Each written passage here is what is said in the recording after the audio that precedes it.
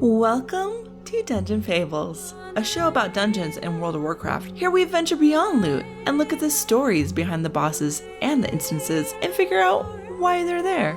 So, let's dive in.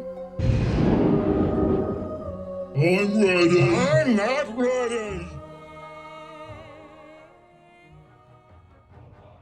Hello and welcome to episode 138 of Dungeon Fables. My name is Allie, and today we are going to be going through the Iron Docks, continuing on our little journey to see what the Iron Horde is up to these days.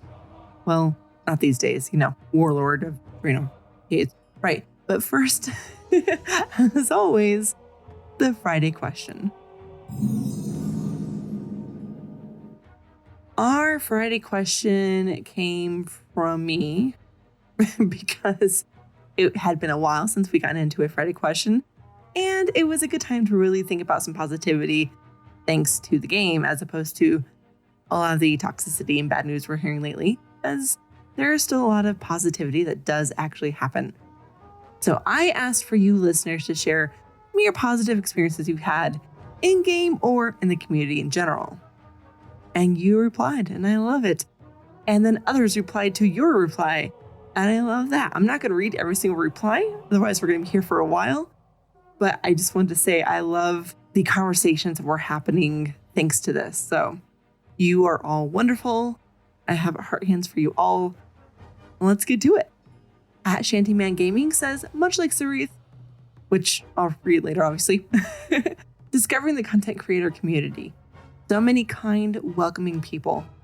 Special shout outs in particular to at GGW Show, which is Girls Gone WoW, and at LFR WoW Cast, which is LFR Discord, and anyone that may or may not be disappointed when I have trail mix for breakfast.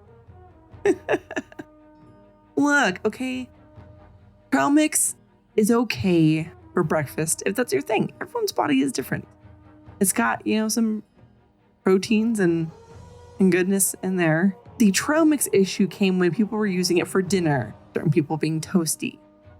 Trail mix is not dinner. It is a snack. Breakfast, okay, maybe. I love breakfast food, so I can't think of having trail mix for breakfast. But there are some people that just don't like breakfast, and trail mix works for them. Kudos, I'm happy for you. Not dinner. It's okay. All right. I just like knowing my friends are taking care of themselves. I'm sorry. Sorry. At Zandara says, recently in BC Time Walking, I was playing my Demon Hunter tank that I'm not very practiced at. So I would tell the groups up front to let me know if I was going the wrong way or doing something wonky. It's amazing how nice people can be. You just take a sec to type hello. And she shared screenshots of the chat actually being kind and saying hi and talking, and they had a good group. And I do have to agree, Kara. It's really nice, those pugs where I actually say hi in chat and other people actually respond. And if something happens, no one gets mad. It's great. Great. At Smiling Titan says, if it weren't for WoW, I wouldn't have Dungeon Fables, More of the Grey Pod, Live Laugh Lore, Third Faction, or any other amazing people I've been lucky enough to connect with, or LFR Cast. I'm not sure what the last 2 years would have looked like for me, but they've been a lot less fun. Yeah, I concur. Granted, I started podcasting before the pandemic. It's been a good distraction during these times, for sure. And of course, more conversation ensued. But we're going to move on to at Sarith, who says, meeting this entire community.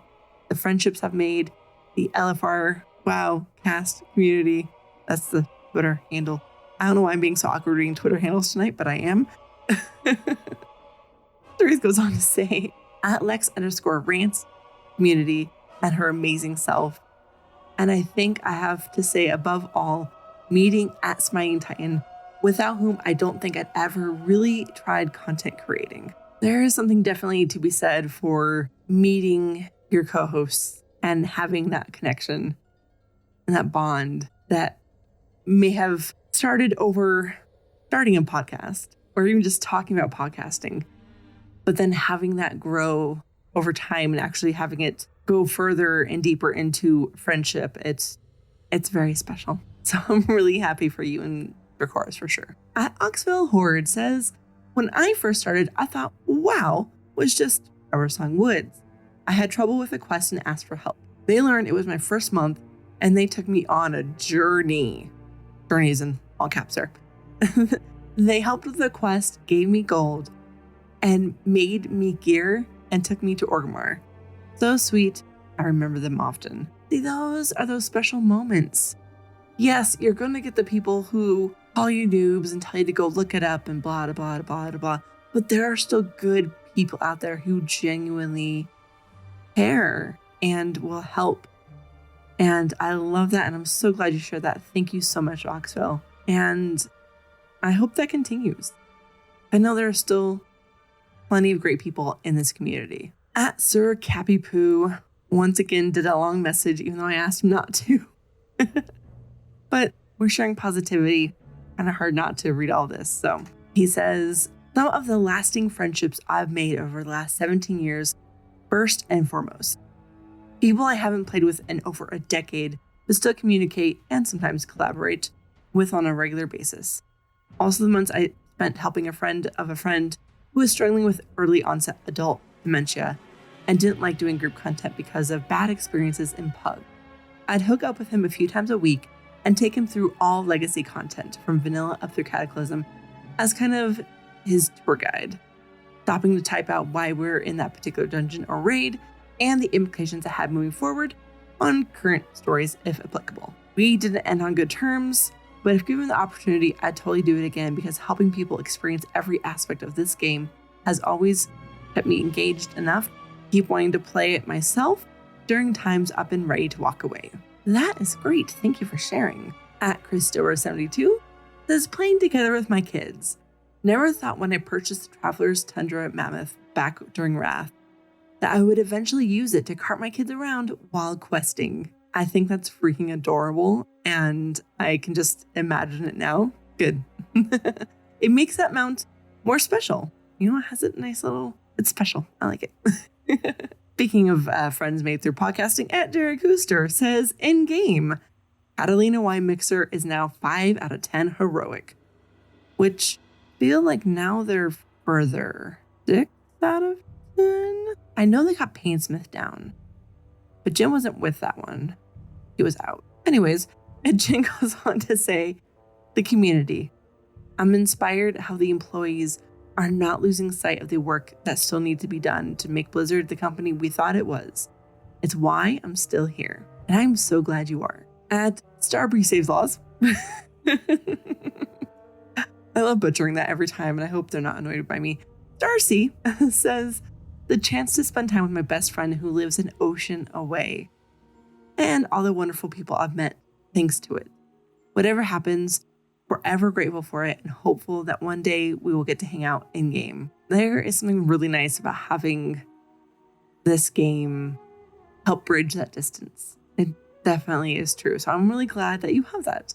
Great. Medro says, I've had the honor of doing a podcast for almost 15 years with some of the best people I've met in this community. And with few exceptions, I've had positive experiences with most of them.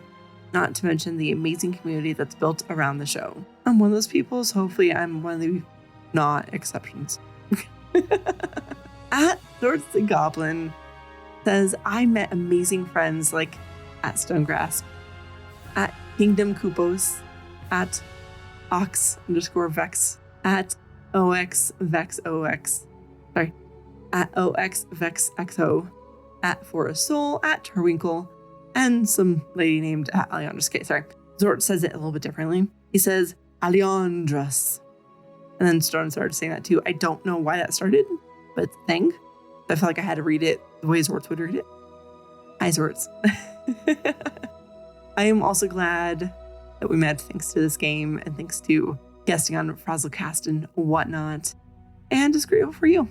I think you're pretty great. At Sexy Tand says, how about tonight? Was doing Chain's questline with the elites in the Maw on Ally Alt. Horde Priest was doing the same quest. We worked together, taking turns tagging and helping kill stuff until we're done. All with no words spoken. I love that so much. There's so many times that I For example, we'll try to be kind, not steal other people's mobs and that kind of thing. But if they're stealing my mobs, I tend to say, forget it. I'm taking everything I can because no one else is sharing with me. But it's nice when you run across someone who is, say, on the horde side, struggling with a mob, and you stop to help out, or vice versa. There is such a good feeling about that. And it's especially special in this kind of case because it's not just a single mob. You were taking turns tagging. So to be able to be on the same wavelength and help each other through it with no selfishness involved, no words, that's awesome. And it's so nice to hear that kind of thing still happens. Because too often you do hear the stories of Alliance is stealing my mob, a horde is stealing my mob, and no one came to help me. Someone ran by as I was dying, blah, blah, blah. So this is wonderful. Thank you so much for sharing it. Last but not least, we have the lovely Demeter from Third Faction who says, the friends I've met, I wouldn't change any of it because I've met you all. The fight the employees have in them is inspiring. It's an honor to support them. And my son, whose dad I met in game, relationship didn't last, but damn kiddo is just the most amazing thing ever. That's wonderful. I love that so much, Demi.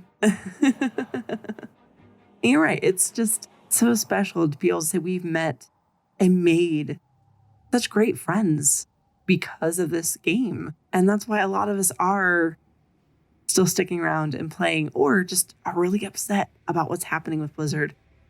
So it's just nice to take this moment and really share that positivity. I know for myself, the friends I've made in and outside the podcasting community, the people I got to meet at BlizzCon in person, and the friendships that continue to grow on a regular basis. I never thought I'd be so lucky when I started this game to get any of that.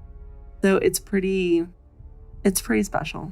And these positive moments need to be shared because when the toxic voices are loud, we have to be louder. And I'm not going to say, the false positives and not necessarily toxic positivity either.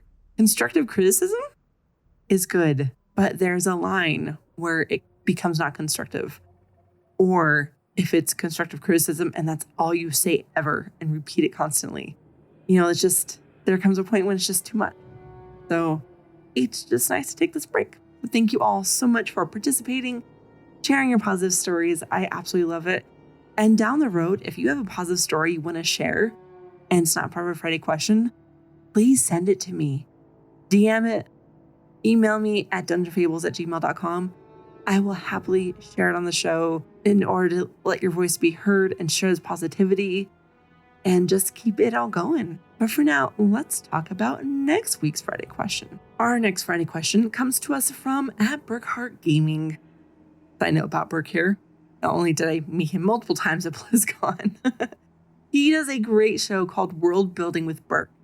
It's all about world building for tabletop games, for example, D&D, and what the DMs do to set up the campaign and whatnot. These episodes are really short. We're talking 10 minutes, if that. But they're really easy to listen to. They're fun. They're interesting. I can't recommend it enough for those interested in tabletop games, in actual world building, in DMing, whatever it may be. I think the Twitter handle for the show is @DMBurkhart, I believe. Yeah, go check it out. It's fantastic. Anyways, back to the Friday question.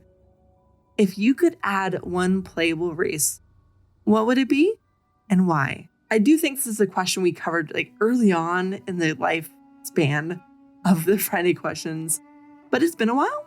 So I thought, why not? Let's just go for it. Good times. With that being said, though, let's keep the show going. Avast, ye bloated barnacle! We've come for your booty! Booty indeed. Yep. So, episode 26 of Live, Laugh, Lore is out. We catch up a bit on some of the Blizzard lawsuit happenings again before jumping into the story, which we do get into. We talked a bit about the cinematics from Chapter 7 and Chapter 9 from patch 9.1. Definitely recommend you check it out. We had some great conversations, and it was just really fun to really dive into these cinematics. I was really looking forward to it, so it was a good time. I also guested on for Azeroth again. This was episode 178, Manny and I had a good time talking a bit about the news, lawsuit stuff, a bit about the lore, and just chatting overall. There's some laughs at it. It was really good. So I really hope you will go check it out. Of course, there'll be a link in the show notes. Now, I do want to take a minute to thank all the patrons because I haven't listed their names in a while. And yes, there has been some people that have left, which, as I told them, completely understandable, especially during this time. If you are a patron listening to this right now and you don't feel like you can support the show anymore because you are done with Blizzard, whatever it may be, or financial reasons, Delta's flaring up, so who knows, right? Completely understand. You do what you need to do for you. I just appreciate that anyone even listens to this, so it's fine. No guilt. Do what you need to do. That being said, I do want to thank Broder, Capo, Darman, Ryan, Friar Tech, Dewey, Mike S, Daryl, David, Craig L, Scissorlord, Metalzani, Spaz Wesson, Leaky, Dracoris, Pierre, Jin, and Demeter Noth. I really appreciate every single one of you. Thank you. Thank you for your continued support. Also, I know I dropped the ball a bit on the gaming chit chats. Been working on that work-life content creation balance. But I can say after months of trying to get to a better spot, there's a light at the end of the tunnel. I'm getting there. And now I need, I'm taking time to de-stress, defrag, if you will, as I like to call it, and kind of get to a good place, which really is going to be an ongoing thing. So it's not like a magical flip of the switch, whatever, but it's getting there. Good. Anyways, I'm hoping to do another gaming chit chat for you all this weekend or next weekend. I'm not sure. We'll see. Labor Day weekend, that's coming up soon. DM, that's going to happen. Also, for the rest of you, I do intend to release the next gaming chit chat for the public, probably in between this episode and episode 139. So look forward to that. But for now, thank you, all of you patrons, for being supportive, and just thank you. May your generosity be returned to you 100-fold. The intro music was chosen by Jarman, who wants to hear a little bit of Lemon to the Highborn. And our end quote is from Ryan, who wants to hear either link from Gina or Kelthos. That's fine. For the rest of you patrons, if you have new suggestions, feel free to let me know. Kind of rotating them, and we could use a little bit of variety. If you do have a new suggestion, please reach out to me. But all this being said, I do want to take a moment to talk about the people who make the game. Because on the Activision Blizzard lawsuit front, because it is important to keep talking about these things, there's not a whole lot of updates. There are news stories from employees trickling out here and there about working conditions, treatment, harassment, some of the attitudes from current employees who are not on board with making Activision Blizzard a better place, which was really sad to read today. And some recruiters, this is bad, some recruiters have actually asked employees to stop talking about it and instead talk about how great it is to work for Activision Blizzard, because all of this lawsuit stuff is making it really hard for recruiters to do their job. I don't doubt that. I feel for them, but no, they can't stop talking about it. They can't stop holding Activision Blizzard accountable. They can't stop demanding change and pretend like everything's okay. Because the second they start doing that, that's when it gets swept under the rug and life moves on with no changes, leaving possibilities open for more victims for this horrible workplace environment to continue. And that's not okay. So no, they should not stop talking about it. I hope they don't. But because the thing is, the employees are trying to make positive changes happen so that it can be a good place to work. As is, there are a lot of demands from the employees that have not been addressed yet. And I forgot to mention last episode what they actually are. So really quick, those demands include an end to mandatory arbitration, adoption of fair hiring/promotion policies for better representation, and the third-party company audit, not the third party chosen by corporate that has corporate ties and likes to bust up unions and ties to corporate employees that work there now, so they're probably going to be biased. No. There are much better choices out there. And I do believe the employees actually wanted to be involved with that choice. Yeah. So this is Allie. I recorded that Monday night. And I believe Tuesday or Wednesday, one of the two, we actually did get no more news. And it's worth sharing now, as opposed to the next episode, which is in 2 weeks. So the DFEH, right? That's the agency. They updated their lawsuit. So now it's also going to include contract workers, which is really good. I think it's very important considering the news coming out about various QA testers and other contract employees who also have been mistreated and harassed and whatnot. In the same news briefing, we also found out that apparently, allegedly, I guess you should say, some Blizzard HR folks have been shredding evidence, shredding documents that the DFEH is claiming impedes their investigation. Pretty sure that's a felony. I don't know, maybe their lawyers have a loophole. I don't know. I am not a lawyer. What scares me, worries me, troubles me is whatever they shredded, apparently it was worth risking a felony to shred it. It's hard not to try to figure out what was in that evidence, what was in those documents, emails and whatever else it may be. So it's not good. Not a good look, not a good feel, and it's disappointing for sure. But to sandwich that on the other end with something a little bit better, we did get news that they're going to change the name of McCree in Overwatch, which was named after Jesse McCree, one of the Blizzard employees who was involved in the Cosby Suite and in the not funny chat that we saw shared in various news articles, and was either let go or fired or left himself. I'm guessing he was, let go. But either way, the employees, not higher ups, not PR, maybe PR too, but they have made the decision to go ahead and change McCree's name. We don't know what's going to be changed to yet. I don't think they know either. And it's going to be a long process because if you think about it, you get all of not just McCree's info, any character that talks to McCree, says his name for any reason, any kind of cinematics that have come out involving him that says his name, any future ones. They had one coming up that they were planning on.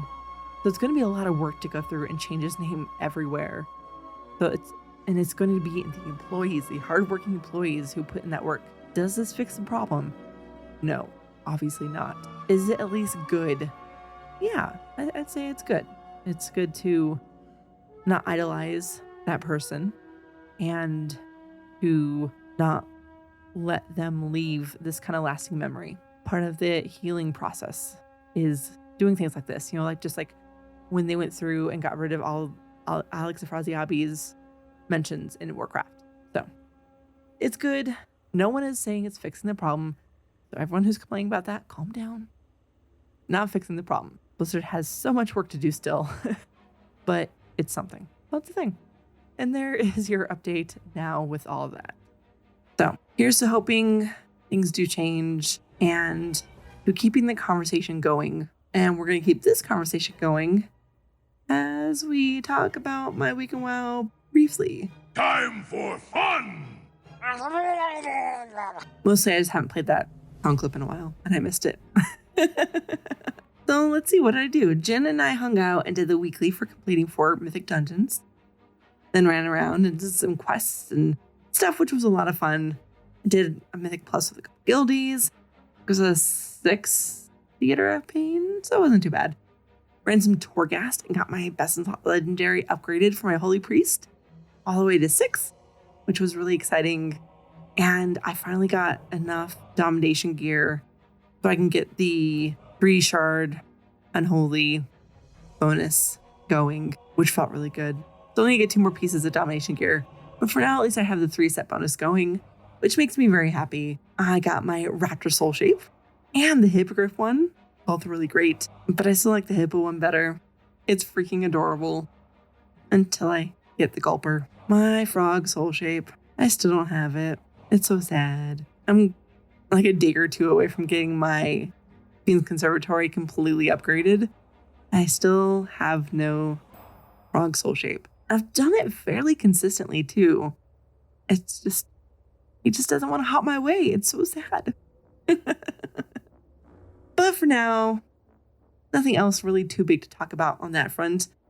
So let's go ahead and check in again on what the Iron Horde is up to. Enough of this chit-chat, let's get to it then. The last episode, we traveled back to Upper Blackrock Spire. There we learned that it was a base of operations for the Iron Horde excursion into Azeroth.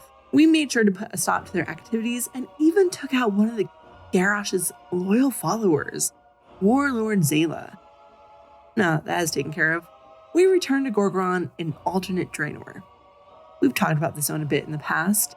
The main thing for the purpose of this episode is that Gorgron is the home of the Blackrock clan, the center of their industrial workings, and their ancestral home can be found there as well, Blackrock Foundry, which we will get to before you know it. So what is going on at the Iron Docks specifically? Why is it important to them? Let's start off with the adventure guide as we explore all this information. On the northern coast of Gorgrond, the Iron Docks represent the heart of the Iron Horde's naval might. Huge warships and artillery, forged and assembled within the Blackrock Foundry, are readied for war within this massive port. The greatest beasts of Draenor are broken and trained alongside elite infantry units, comprising the ground troops that will surge ashore to break the will of any who would dare oppose the Iron Horde. That's right, they are getting ready for war. It's pretty evident as you go through the dungeon as well. Now, something I found interesting is that Blizzard made it a point to tell us who designed the Iron Dock. His name is Solog Rourke. I'm the best there is. Now, he's actually voiced by the wonderful Darren DePaul, so I had to actually grab some of his voice lines because Darren DePaul. But believe it or not, he's actually being held as a prisoner aboard a train at the Iron Docks. As it turns out, if Gul'dan offers you the blood of Manaroth to drink and you refuse, you get thrown in prison. Yeah, that's a thing. As is, he wasn't thrilled about the way he had to design the Iron Dock. As in, someone higher up told him what to do, and he had to go along with it. To Solog, it was a, quote, wasteful piece of over-engineering. That's something you find out as you do some of your questing in your shipyard. Horde side, I believe. He also designed the dreadnoughts that were used to sail the seas. Now, apparently, the original name for this dungeon was going to be Iron Barracks, which makes sense as you go through, especially the first part of it. This location is used for recruitment and training in addition to creating war machinery. Let's get this over with. Gul'dan has turned these docks into a recruiting ground. Blackhand ordered construction of a gigantic cannon. Then I built a monstrous warship to carry it. Bigger isn't always better. Our strategy fell apart in the waters around Shatrath. Now, in retrospect, I probably could have potentially done this episode after Blackrock Foundry, but this location has a few tie-ins that happen in the story. For example, the invasion fleet into Talador came from the Iron Docks. After we kill Blackhand in the Blackrock Foundry, spoilers, the rest of the Blackrock orcs use the docks to help them get to the evacuation zone in the Tanan jungle. And as Solog Rourke. Why Rourke? Rourke. That name, Solog Rourke, is just a mouthful, an awkward mouthful. But as Solog here tells us, Gul'dan turned the Iron Docks into a recruitment center and persuaded the rest of the Blackrock orcs to drink the blood of Manaroth. I believe that happened after Gromash is killed? No? Blackhand? I'm doing this now in order to really paint a full picture into the actions of the Iron Horde, especially as we start getting deeper and deeper into their workings within the next few episodes. While there are various quests tied into this instance from the Horde and Alliance garrisons, I think we're going to go ahead and walk right up to the Iron Dock Summoning Stone. We're going to tell these Iron Horde that we mean business and enter the portal into the Iron Dock. Good luck. Try not to die. I'm sitting here at the Iron Docks portal on my troll druid once again. I'm gonna take her on through this because why not? Why not? Now what's cool is this is another one of those outside dungeons, much like Zul'Farrak, for example, where you can actually fly over it, or at least a good chunk of it, while you're outside of the instanced area. And just see once again that it's an area inside of Gorgrond. It's a location. You know I'm always a sucker for that.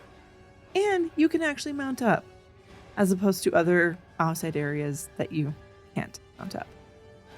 But we start off at the Iron Wharf. That's what this area of the docks is called. And you can see they are very much getting ready for war. There are so many mobs in this area. If you actually take time to look around, you can see we have groups of mobs that are actually doing target practice. We see some that are in formation. We see in the distance, if you look, you can see our first boss mounted, carrying a flag, kind of going around. So you can see, he's talking to troops and whatnot. But I mean, this first area does look like it's being used to get ready for war. And as, not quite barracks, but you know what I mean. The infantry is gathering whatnot. And it, not only are they gathering, but they're gathering weapons and bombs. There's just, in all the corners, piles of crates and bags that probably has some kind of ammunition or gunpowder or something. We get barrels, very large landmine looking things, or underwater mines, whatnot. In the distance, we see some iron stars, which we'll get to later, and plenty of cannons and catapults, and just so many weapons of war around here. So many. But we're gonna go around now. At content, you would clear out a good amount of this trash, because for our first boss, we do need to get an area cleared up. And at content, it was so easy for extra mobs to be pulled. Someone would butt pull them, someone's not paying attention, someone auto runs, someone fears something into something else. It was pretty regular. There was some pulls where it almost seemed useless to try to avoid pulling extra, because it would get pulled either way. But once you got into the dungeon long enough, you kind of learned where everyone tried to skip trash and learned the feel for it. It got a lot better. Mistakes still happen. We all make mistakes. But it became a little bit easier. You didn't have to kill all the trash, which was nice. It was. Let me turn up the music just a little bit. It's one of the areas where sometimes the music's a little bit quieter. And then there's areas where it's louder. But I can easily control that, which is lovely. So, Don't shoot until you see the whites of their eyes! Well, I forgot that was a thing. That was a Chrome Car Battle Master. And as you can see, he's training people. I think it's this Battle Master I see right here that looks like it's training the people who are doing the target practice. So I'm probably getting interrupted again. We're actually go around the corner, pull some mobs, and try to not deal with that. Go into kitty form. Take out some mobs. There we go. Get these war machines ready for the siege! That one was Siege Master Olugar. And now he says, peace. I am going to shoot him in the face with my concentrated flame from Bow for Azeroth. Because this tune still has not touched Shadowlands. It will eventually. First, once you kill him, it pulls other mobs. That's how these things go. We got a whole bunch of Gromkar technicians and incinerators, battle masters, foot soldiers. Again, getting ready for war. They do a really good job making you get that feel, which is good. But after we take care of that mob, we see, like I said, our first boss. This is Fleshrender Nakgar. Nakgar.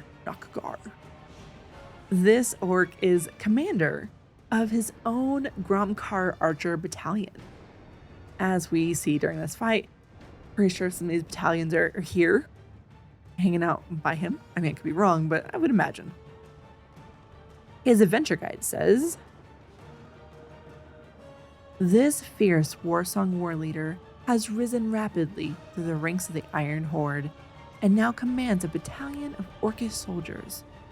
From atop his wolf Dreadfang, he surveys their drilling and preparation as they ready themselves to lead a naval assault on Shattrath. Warsong arrows sing from the sky. They'll be the last thing you hear as I crush your skull. So Nakgar here begins the fight riding on his wolf, Dreadfang, as we see. While doing so, he commands his battalion, and if you look up on the wall, you can actually see his battalion, not targetable or anything, but you can see a bunch of orcs right up there. That is part of his battalion. And he orders them to attack with their arrows. And we get various arrow things, such as burning arrows. Start the funeral pyres! And barbed arrow barrage. Let them have it! The amount of fire on the ground definitely increases. Plus, he occasionally does an intimidating war song. But, war song, you can imagine what that would be. And players are forced to flee. That was called Reckless Provocation. Ha ha ha! That's it? You barely drew blood! Between the fire and the fear, it was important to take out a chunk of the adds in the area, giving you more space to dodge the fire and handle the fear without pulling a whole bunch of extra adds. Terror overwhelms you. Death is near! Of course, as we fight Nakgar, the wolf he's riding actually attacks as well. He does things like a howl, and maul, and swipe, typical wolf attacks. After a certain amount of time passes, or we take out the wolf, Nakgar actually jumps to the ground to fight us firsthand.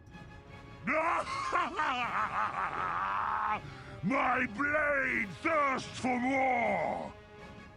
But when all is said and done, we dodge the arrows and take out this Warsong war leader. You will burn with me. They've breached the gates. Nakgar, he's dead. We should pick up anchor and set sail for Talador right now. Calm yourself, Zogash. We will do no such thing. If these weaklings are so eager to die, then we should oblige. But, sir, this is the last of the Gron that we have. Blackhand will have our hides if we show up empty-handed. Zogash, do not question my authority. This isn't just any Gron. This is Skulak, son of Gruul. The blood of a champion courses through his veins. I'm not concerned with these paltry whelps. Yes, sir. So that was Zogash and Koramar. No quarter, no mercy. And that was apparently Pit Warden Gornok, who wants to say his 2 cents as well. So Captain Koramar and First Mate Zogash, they are actually involved in the fight later, and we do hear them a couple times throughout the dungeon. It's safe to assume that Koramar calls the shots here, or at least some of the shots. We'll talk about them more later, but what I do want to say right now is their interactions are probably my favorite thing about this dungeon out of everything in the entire place. I mean, the Iron Stars here in a minute are pretty cool, but some of their interactions, they're pretty good. So obviously when those happen during this run, I'm just gonna let them happen. I'm gonna shut up. They're gonna be my co-hosts and they're gonna do the talking.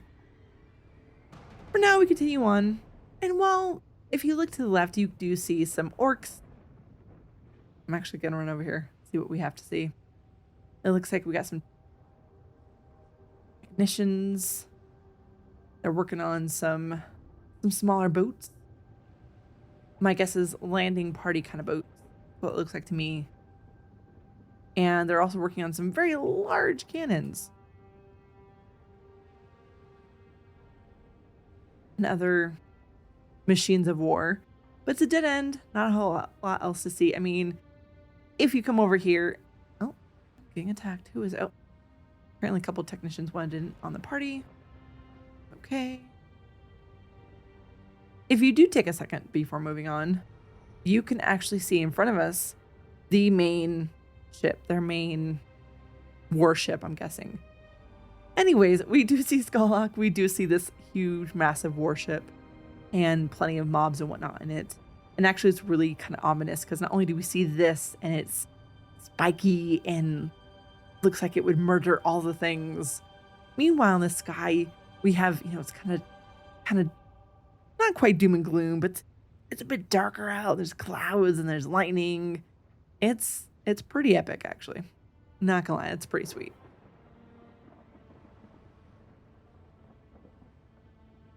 You can even possibly, hopefully, have picked up a little bit of that thunder there.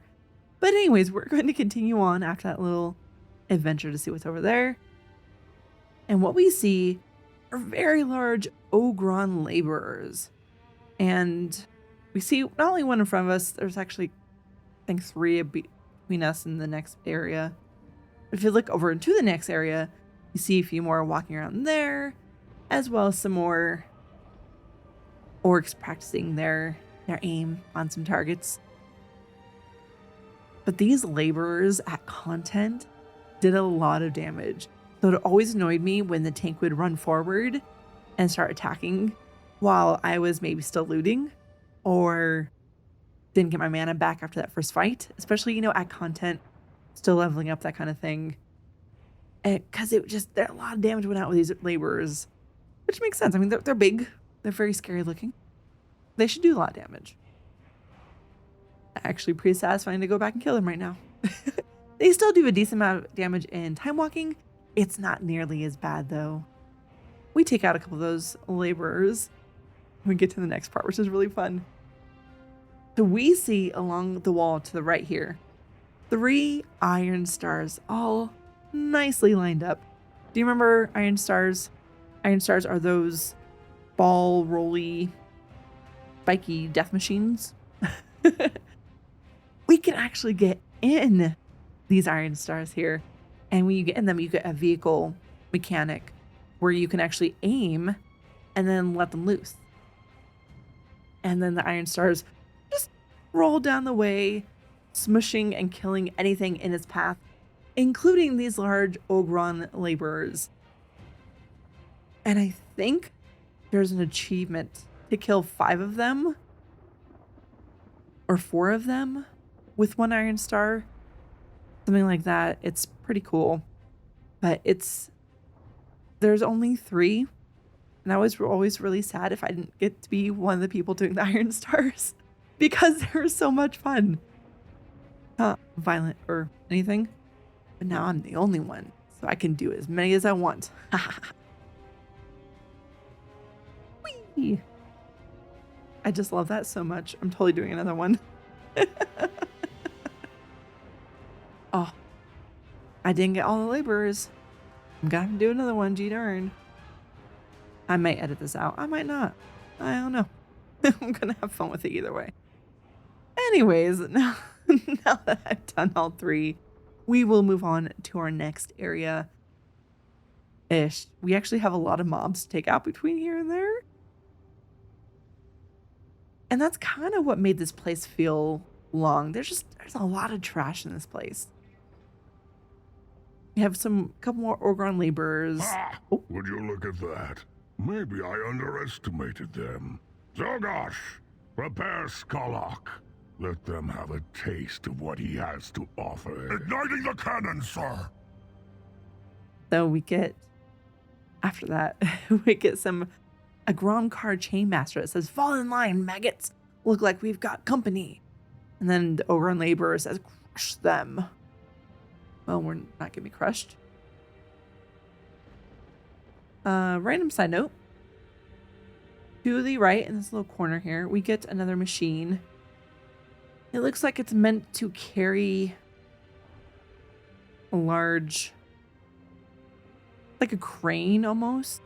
That's got a hook on it, so it looks like it can pick up some large machinery, move it around, maybe. The claw. Something. It just, you can actually see in the wood planks here on this little boardwalk area where the tires of this crane thing actually damaged and dug into the wood planks of the boardwalk here. This is not your normal rubber tire. It's made of metal. It has metal spikes in it. So, I don't know, just a neat little art detail there. I've noticed it before, but I've never stopped to really admire it. Oh, just, flavor. Anyways, I'm going to be quiet because there's going to be more talking here in just a second. Maybe. Because you remember when Zogosh says, igniting the cannon, sir? This is one of the best parts coming up. I'm going to try to kill things not too quickly. Because what's happening now is we can actually see we are being shot at. Oh, it's Skolok doing it. I've never noticed that. So, if you... Okay. How can I explain this? You think I would have, planned this ahead of time. This is why I do it live. It's authentic, right? So, as you go through this next little area, there's, I think, if I remember right, 3 sections where you have to kind of hide from the cannon barrage. Otherwise, again, that content did a lot of damage. But what's really cool that I've never noticed this, if you look over at that warship in the water that I talked about earlier, the one that Skolok's on, the reason why Kormar was all like, prepare Skolok, and Zogosh was like, igniting the cannons, is because the cannon launcher seems to be attached to Skolok's back. So all these cannons that are getting shot at us right now are directly from Skolok. He's doing a motion that we actually see him do during the fight, and all the cannons shoot out and stuff. It's actually, I don't know. I don't know why I never considered it coming from Skolok's back and what he has strapped there. I just always assumed it came from cannons, I don't know, off in the distance. And that they were just preparing Skolok for when we get to him eventually. I don't know. That's just a nice little talk. Anyways, it's just a nice little touch. I don't know. Anyways, they do talk a lot during this next little bit, so I'm going to try to not move too quickly. Make sure you hear it all, because it's pretty great. Starting this with this part. Fire! Fire! Aim, then fire! My favorite line in the entire place. You can hear his utter frustration too. Aim then fire. It's so good. And once again, if you look at this, you can see Skolok being the one to do the damage. Let's see, is he aiming better now? Not really. It's just a scattering of cannons. And bombs and cannonballs. Not really aiming. Nope. I thought there was more talking. What is wrong with you? Keep firing, you... Oh, sir, he's out of ammunition. I'm reloading. Ah, forget it. They'll never make it past the tracks. Mako, Garriok, front and center. There's some new meat for you to tenderize. Right away, Captain. It will be my pleasure. Ha! Ditto! Ooh, is there killing to be done? Let me at him. There's my talking. So we can actually see in the distance where the chat bubbles are coming from for Zogosh and Kormar. They are indeed on the warship. And if you can actually mouse over them and see their names finally pop up. So they do actually look like they're reloading. Just saying. Meanwhile, those other voices we heard, that is our second boss encounter. I just really like how Korma was like, there's some new meat for you to tenderize. So these folks here in front of us are the Grimrail Enforcers. They are made up of Ariok Dugru, an orc who is all about that shaman life, Magok Emberblade, who is basically the warrior of the group, and Nessie? They don't actually say their name. Nessie? Something like that. Nox, the goblin engineer. They are all mercenaries for the Blackfuse Company, that group founded by siege crafter Blackfuse. Remember them back in the day? They were part of, I want to say they were part of the excavation of the Heart of Yasarj. I believe. But they take pride in their construction of siege weapons, so it makes sense that they would join in with the Iron Horde here on Draenor. Their adventure guide says, Brimrail Enforcers are elite mercenaries in the employ of the Blackfuse Company, hired to protect the trains that run through Gorgrond. The trio consists of a Burning Blade swordsman, a goblin engineer, and a shaman who is versed in dark blood magic. The sole threads that bind them are greed and zeal for killing. Players face all three of these baddies at the same time, and they all had to be killed. Their health pool is not shared. If memory serves me right, which, sometimes it does, sometimes it doesn't, most groups wanted to take out Aryak first. She actually might be a blood troll? Your blood washes over me. She uses a lot of blood abilities, including Blood Bolt and Tainted Blood. But the reason she was the first target is Sanguine Sphere. You dare contest my power? Our blood surges with energy. This is when she basically puts an orb of blood on her most injured ally. And what a lot of groups in Time Walking don't seem to know is that when that orb is broken by heavy damage, it actually heals their whole group for a good amount, which is why taking her out first is a good idea. No! None shall possess my potency. I don't even remember who the next target was. I want to say that it was Magok Emberblade. Maybe. I only think that because the last boss has a voice line that I have heard so many times, but we'll get to that in a minute. For now, Magok. Remember those lava sweeps that you would have to step out of back in the day? They actually came from Magok, which is funny because he's a warrior, right? But I mean, I'm sure warriors these days would love to have that kind of ability. Magok also does a flaming slash attack. You will burn! We dodge the fire and end this orc. This is far from over. That leaves us with our last member of the Enforcers, Nessa Nox. I don't know why I had an E in my notes earlier. It's Nessa. But either way, here we go. It's Nessa, not Nisi or Nessie. It's Nessa or Nisa. Maybe Nisa. I don't know. A tick, tick, tick. Boom! She's the one with the gun, the ogre traps, and the malfunctioning jumper cables 9000 XL. Important with that 9000 XL. With those, she is able to attack with a chain lightning. She also falls in the bomb squad. You better step back. I'm calling in the bomb squad. That's it. That right there is the line that I referred to earlier. It's the one that always stands out for some reason. I've just heard it so many times between warlords back in the day, between Time Walking. It's just the one that stands out to me. I don't know. But when she calls in the bomb squad, a bombling shows up, basically primes his core, and charges towards the player. Does AoE damage. It wasn't even super painful.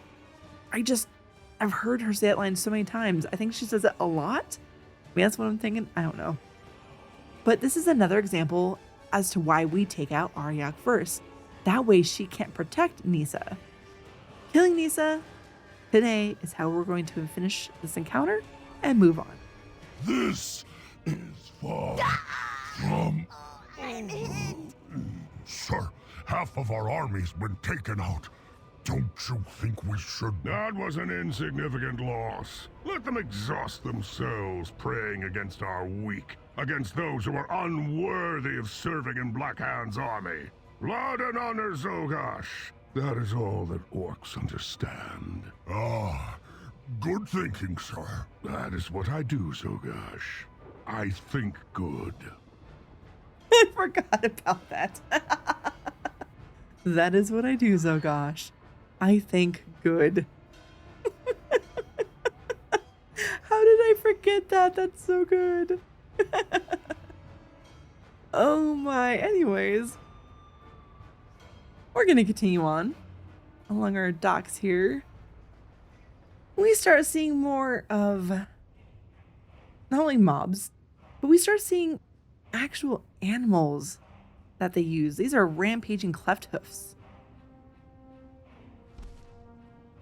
And you apparently get to hear them when their corpse falls. If I remember right, the Thunderlord Wranglers with them had some crap they would throw on the ground, little spikies and stuff. I would imagine that they use these rampaging cleft hoofs to charge at people and things. Considering they're rampaging, that's pretty safe to say. We also get an Irewing Flame Spitter. Little Flaywing Rylac thing.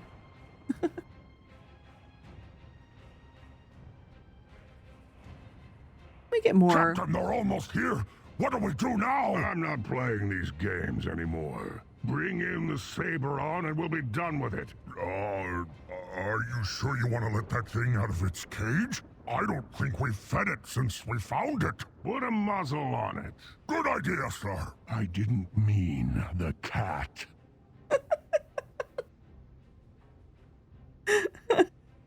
There's some people that I wish I could say to put a muzzle on it. But see what I mean? Like, their interactions for me are the best part of this entire dungeon. There's a little bit of humor mixed in. It's just, I don't know. I'm super entertained by it, apparently. We continue on, passing more crates and barrels. They're everywhere. And we head into our next little area where we see a whole bunch of cages lined up in this whole area with various animals in there. And if you get to this area quick enough, you actually see some Thunderlord Wranglers who has let our next boss out of his cage. And then our next boss proceeds to kill them all. This is Oshir. Oshir here is a fierce Saberon. I always wondered why Oshir is actually at the Iron Docks. Alas, there isn't much of a story for him, or voice lines, so to the adventure guide we go. Once a savage predator who prowled the spires of Iraq, feared and respected within his pride, the Saberon Oshir fell into a Thunderlord snare and was brought to Gorgron to be broken and trained as an Iron Horde combatant. Not a day passes that Oshir does not dream of tasting his captor's blood. Which he just did. Because apparently it wasn't very smart to let him out. This fight, I'm just going to touch on it briefly, is very primal. Which makes sense given Oshir here. We see things such as Breakout, which is when he actually leaps to one of these cages, frees the animals inside, and as you can probably guess, those animals join in on the fight. I want to say they buff Oshir a bit, that kind of thing.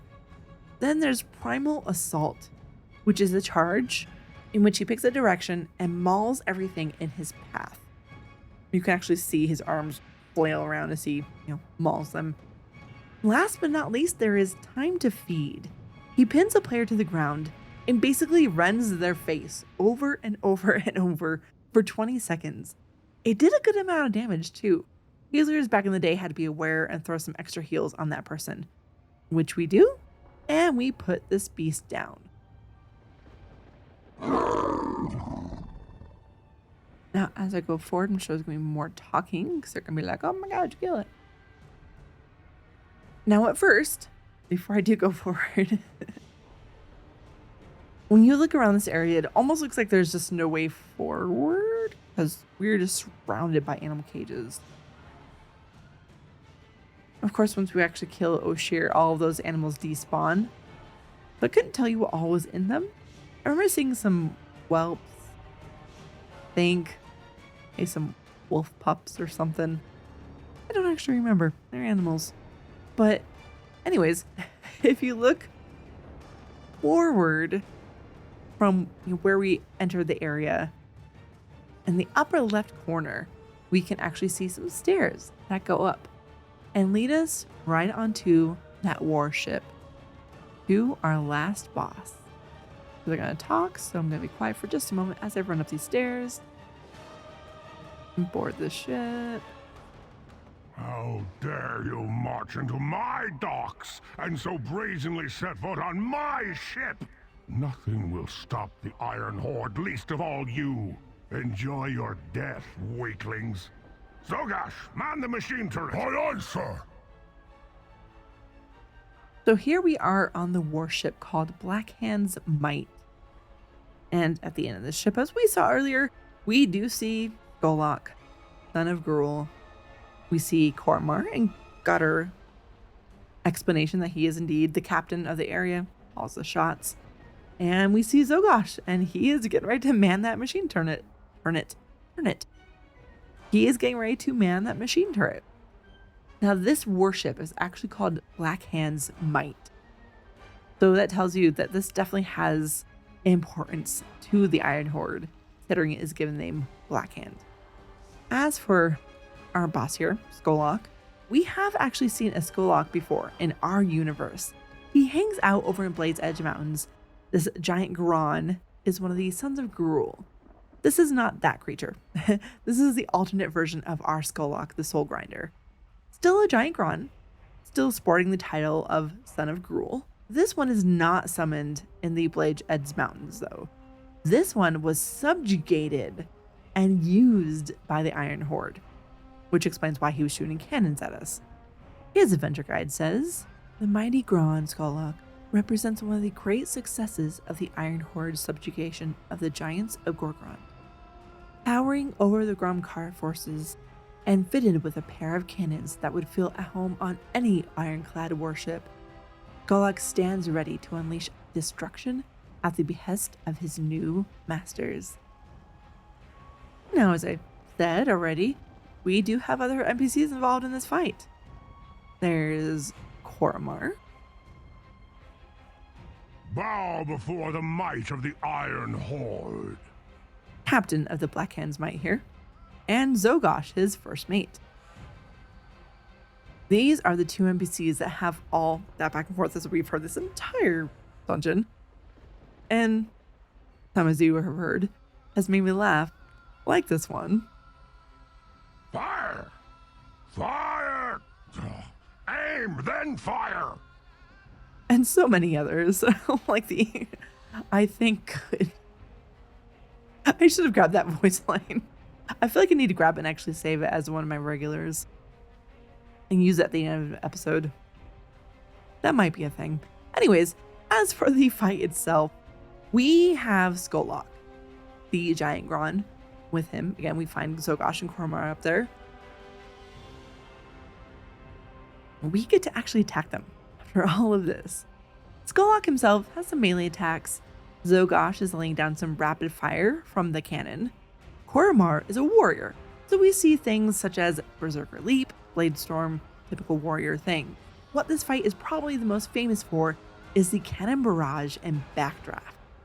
Skolok slams the deck, which knocks players to the back of the ship. And we have got a backdraft working against us, doing damage as we try to go forward. Then he uses a cannon barrage against us, one attached to his back there.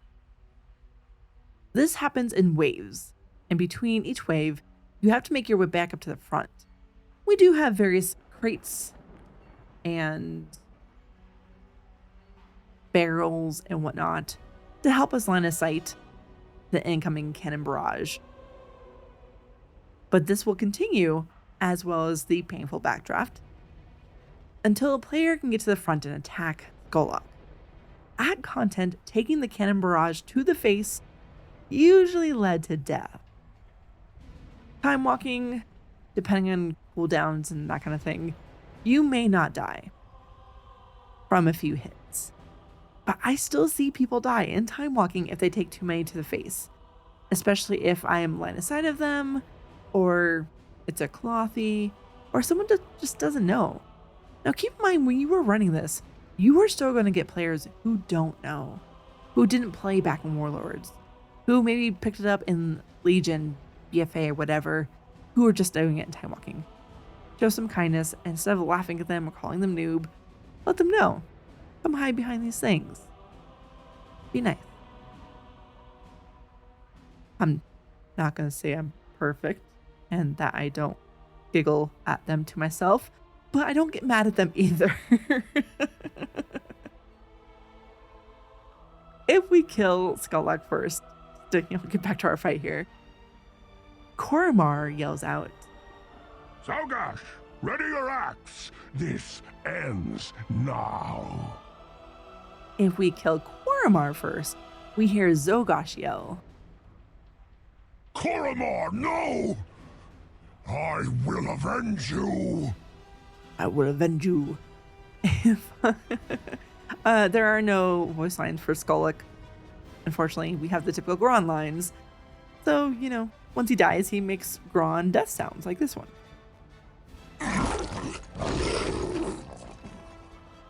And that, my friends, is the Iron Dock. A fairly short one. It's only long when you're running it if you have to kill all the trash, the time walking, whatever it may be. If you're going back on your own to farm transmog or pets or whatever it may be, it's pretty quick. And you get to hear, great voice lines. Episode 139 will take us on a train ride. That's right. We will be arriving at the Grim Rail Depot. That will come out on September 12th. Sounds crazy to me. Until then, be kind. Encourage others to be kind. Take care of yourselves. And as always, don't forget to look up. They should use their minds to save the world, instead of devising ways to tear it apart. Thanks for listening to Dungeon Fables. All sounds and music used in this podcast are owned by Blizzard Entertainment and no copyright infringement is intended. If you have feedback or want to share what your favorite dungeon is, email the show at dungeonfables@gmail.com. You can find the show on Twitter at Dungeon Fables. You can also find me at AleandrasK. Take care of yourself and have a great week. Treat yourself with kindness.